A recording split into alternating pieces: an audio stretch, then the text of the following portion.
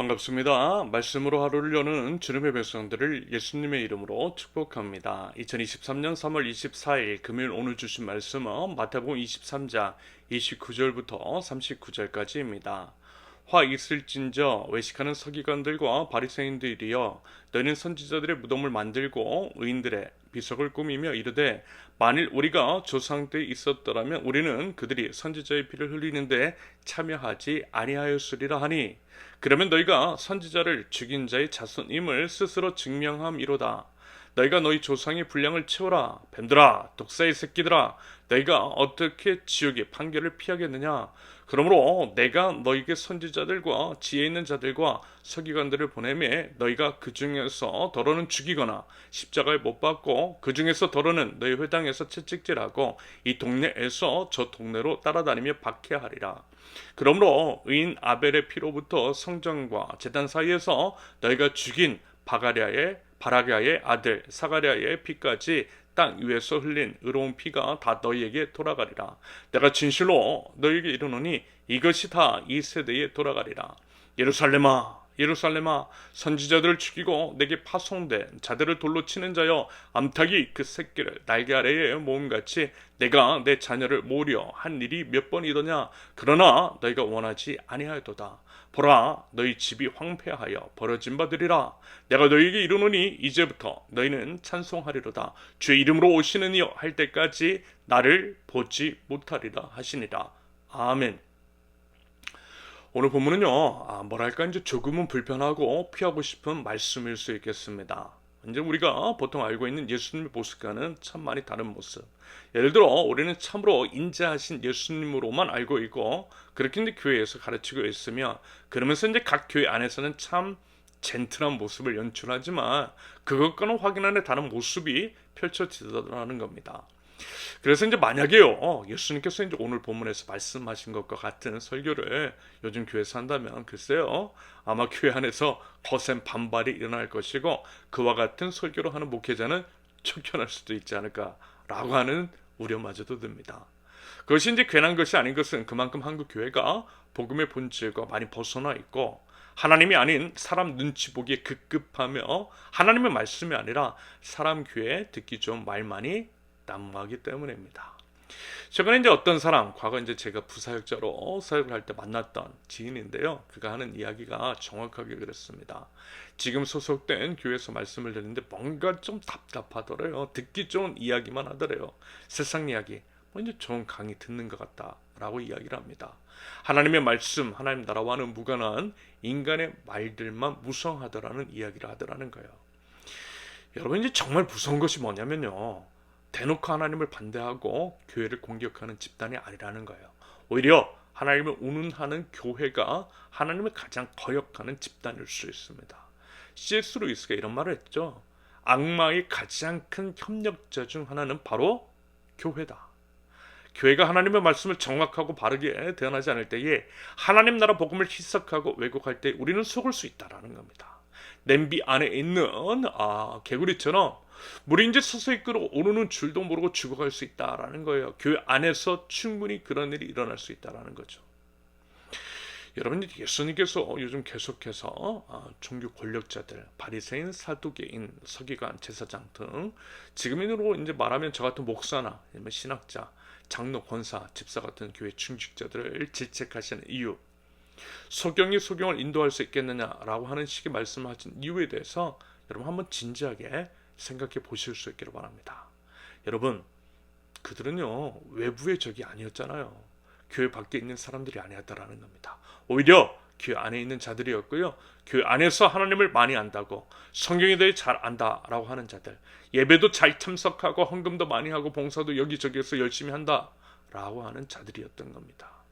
그러한 자들, 위선과 기만으로 점철된 자들, 겉과 속이 다르며 하나님은 하나님으로 오시는 것이 아니라 하나님을 자기 욕망의 도구로, 욕망 충족의 수단으로 삼았던 악함이 그들에게 있었다라는 겁니다. 외부의 적이 아니라요, 내부의 적이었다라는 것이고요, 그게 정말 무섭다라는 겁니다. 지금도 여러분 교회 밖이 아니라 교회 안에 있는 악함, 마귀 집단이 우리를 무너뜨리고 있음을 알아서 경계하고 두렵고 떨리는 마음으로 우리의 구원을 이루어가야 한다라는 겁니다. 오늘 이제 본문에서도 예수님은 화 있을진저라는 말씀으로 시작하시며 외식하는 종교 권력자들에 대한 날카로운 비판을 이어나가십니다. 그들의 악함을 지적하시며 뱀들아, 독사의 새끼들아와 같은 쌍욕, 우리가 흔히 알고 또 이제 지금 떠올리고 있는 그 쌍욕을 퍼부으시면서요 강하게 질책하세요. 그만큼 악하다라는 겁니다. 그 악함을 깨닫고 제발 좀 회개하고 회개의 열매를 맺으라는 말씀이신 것이겠죠. 여러분, 그리고 말씀을 드렸잖아요. 우리 주님의 마음은요 심판과 징계가 아니라 회개와 회복이라고 말입니다. 비록 지금 그들에게 쌍욕까지 하시지만 그러면서 지옥에 갈 것이고 무서운 심판을 피할 수 없을 것이라 말씀하셔도 결국 그들도 돌아오길 바라신다라고 말합니다. 예수님의 본심은요 그들의 회개이고 회복입니다. 아무튼 이제 그 마음, 심지어는 쌍욕까지 하셔야만 했던 그 이제 절절한 마음을 아셔야만 하는 겁니다. 그런데 그들은 안타깝게도 전혀 알아듣지를 못하고 끝까지 악의 길을 걸어가며 예수님을 대적했던 겁니다. 역시 여러분, 이런 점만 봐도 구원은 은혜라고 하는 것, 믿음도 은혜가 있어야 한다라고 하는 것을 다시 한번 깨닫게 됩니다. 그 은혜를 주신 하나님께 감사 찬양을 올려드리게 되는 거예요. 여러분, 우리에게 믿을 만한 믿음 주신 것을 감사해야 한다라는 겁니다. 믿음도 은혜입니다. 아무튼 이제 본문에서 우리 예수님이 지적하시는데요, 그 중에서 우리가 꼭 기억해야 할 것 중에 하나는요 이것입니다. 우리도 이제 흔히 저지르고 있는 죄악, 그러면서도 자주 착각하거나 오해하고 있는 것들인 거죠. 이 19절과 30절에 언급된 내용인데요, 선지자들의 무덤을 조성하고 의인들의 비석을 꾸몄다라고 하는 것, 그러면서 마치 자신들은 선지자들과 의인들을 죽였던 것과는 무관하다라고 하는 식으로 이야기하는 것들. 여러분, 이 의미가 뭐냐면요, 예를 들면 이런 겁니다. 여러분, 신앙의 위인들 있잖아요. 순교자들도 있습니다. 신앙을 생명 걸고 지키고 그럼으로써 아름다운 신앙의 유산을 남겨두신 분들, 그분들은 이제 기념관을 만들고 그분들의 말을 인용하고 그분들의 어떤 것을 높이 칭송한다라고 해서 그것이 우리의 신앙을 대변해 주는 것과는 전혀 다르다는 거예요. 그것은 충분히 위선적인 것일 수 있다는 겁니다. 어떤 면에서는 교회 다니는 사람들이 갖고 있는 착각, 교회의 외형을 자신의 신앙과 동일시하는 게 있잖아요. 큰 교회에 다니면 마치 자신도 믿음이 큰 것인 양 착각하는 것들, 여러분, 그것은요 그야말로 착각입니다. 물론 꼭 그렇다라고는 함부로 말할 수는 없겠지만, 오히려 이제 작금의 교회들은 백화점처럼 변질되어 버렸어요. 백화점의 마케팅 방식과 전혀 다르지 않아요. 외형을 부풀리고 시설 관리, 주차장에 가장 관심을 기울이는 모습이 딱 그렇습니다. 정말 이제 우려가 되는 것은 그 큰 규모의 예배다, 기독교 인구뿐만이 아니라 우리나라 전체 인구가 줄어드는 상황 속에서 과연 그것들을 유지할 수 있을까 하는 겁니다. 아니요, 절대 유지할 수 없어요. 그 교회 건물들이 유럽 교회 건물들처럼 카페나 다른 용도로 매각될 것이 뻔하다라고 생각합니다. 실제 그런 교회들이 여기저기에서 보이고 있어요. 여러분, 지금은 신앙의 본질이 무엇인지, 우리 믿음의 대상은 누구이시고 우리 믿음은 과연 무엇인지를 제대로 그리고 명확하게 아셔야만 합니다. 그러면서 지금도 예수님께서 말씀하셨던 일들이 각 교회 여기저기에서 자행되고 있더라는 거예요. 선지자들, 의인들이 오히려 교회 내에서 쫓아내죠. 말씀을 준비할 시간과 여력도 주지 않을 뿐더러 바른 복음을 전하고 바른 소리를 하면 쫓아내더라는 겁니다. 여러분, 이런 것들 정말 많다니까요.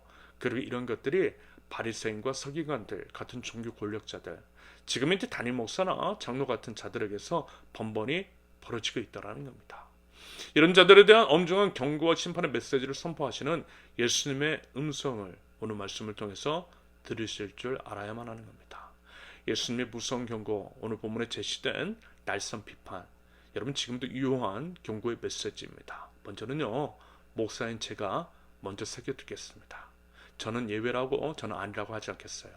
지금은 혹 아니라 할지라도 언제든 그럴 수 있음을 인지하고 경계하며 두렵고 떨리는 마음으로 목사의 직을 수행하겠습니다. 더불어 바른 하나님의 말씀을 대안하기 위해서 몸부림칠 것이고요. 그러기 위해서 매일의 십자가를 짊어지겠습니다. 함께하는 여러분들, 동역자들과 함께 아름다운 하나님의 나라 바르고 정직하게 세워나갈 수 있도록 힘을 모으겠습니다. 여러분도 함께 기도해 주시고요. 함께 그 꿈, 하나님께서 인정하시는 공동체를 이뤄갈 수 있기를 바랍니다. 예수님의 피 끓는 복음의 믿음으로, 믿음에 따른 바른 삶, 회개에 합당한 열매로 화답하는 저와 여러분들이 되실 수 있기를, 그리하여 교회 회복을 꿈꾸고 하늘의 심판이 아닌 하늘의 상급을 쌓는 하나님 나라 백성들, 저와 여러분들 모두 되실 수 있기를 예수님의 이름으로 축원합니다. 함께 기도합니다. 거룩하신 하나님 앞에 두렵고 떨리는 마음으로 나아갑니다. 하나님께서 죄를 부르심의 목적을 명확히 알게 하시며 회개에 합당한 삶의 열매, 거룩의 열매를 맺는 죄의 모든 삶 되게 하옵소서. 바른 복음, 하나님 나라 말씀에 대한 분별을 있게 하시며 입술론만이 아닌 삶으로 믿음을 증명할 줄 알게 하시고 예수님의 십자가 삶의 바른 반응이 있는 저희가 되게 하옵소서. 하나님 나라를 사모하는 저희들, 하나님 나라의 가치를 제가 속한 삶의 현장에서 온전히 이뤄내게 하옵소서. 비록 어렵고 때로는 바보라는 어리석다는 소리를 듣는다 할지라도 우리 주님 그러하셨던 것처럼 묵묵히 십자가의 길을 계속해서 걸어갈 줄 아는 믿음을 하나님 허락하여 주시옵소서. 예수 그리스도의 이름으로 기도합니다. 아멘. 하나님께서 오늘 주신 말씀과 각자의 기도 제목을 놓고요, 우리 잠시 기도하겠습니다.